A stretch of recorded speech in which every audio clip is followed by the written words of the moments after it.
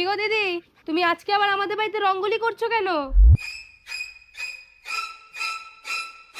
মা, সামনে তো দিদির বিয়ে, তাই মনে হয় কাকি রঙ্গোলি করে বাড়িটাকে সাজিয়ে দিচ্ছে। রঙ্গোলি দিয়ে বাড়ি সাজাচ্ছে? কিন্তু এত রাতে কেন? মা, আমাদের যাতে ডিস্টার্ব না হয় তাই মনে হয় কাকি এত রাতে চুপি চুপি করছে।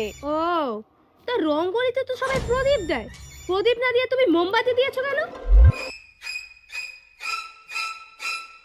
মা, প্রদীপে তো সবাই সর্ষের তেল দেয়, আর সর্ষের তেলে তো অনেক দাম, তাই মনে হয় কাকি প্রদীপ না দিয়ে মোমবাতি দিয়েছে। ও আচ্ছা, এই জন্য মোমবাতি দিয়েছো।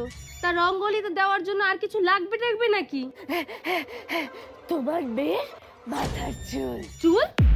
চুল কেন?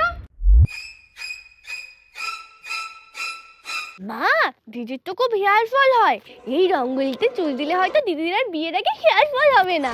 তাই নাকি? হ্যাঁ, আর সাথে ওর নখও লাগবে। নখ? নখ কেন? মা, দিদি বলছিল না বিয়ের আগে নেল এক্সটেনশন করবে, এই রঙ্গোলিতে নখ দিলে হয়তো দিদির নখ এত বড় হয়ে যাবে যে আর ফলস লাগাতেই হবে না। তাই নাকি? আর সাথে ওর এক ফোঁটা রক্ত লাগবে। রক্ত? রক্ত কেন?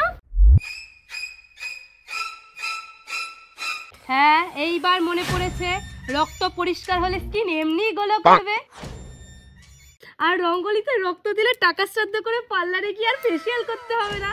মনা, তোর ছেঁড়া চুল, কাটা নখ আর একটা সেফটি পিন নিয়ে আয় তো। মা, তুমি দাঁড়াও, আমি দিদিকে পাঠাচ্ছি। হ্যাঁ, যা যা যা।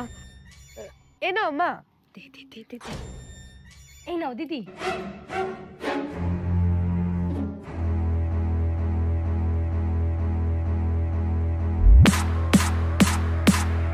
মনা, তোর হাতটা দে দেখি।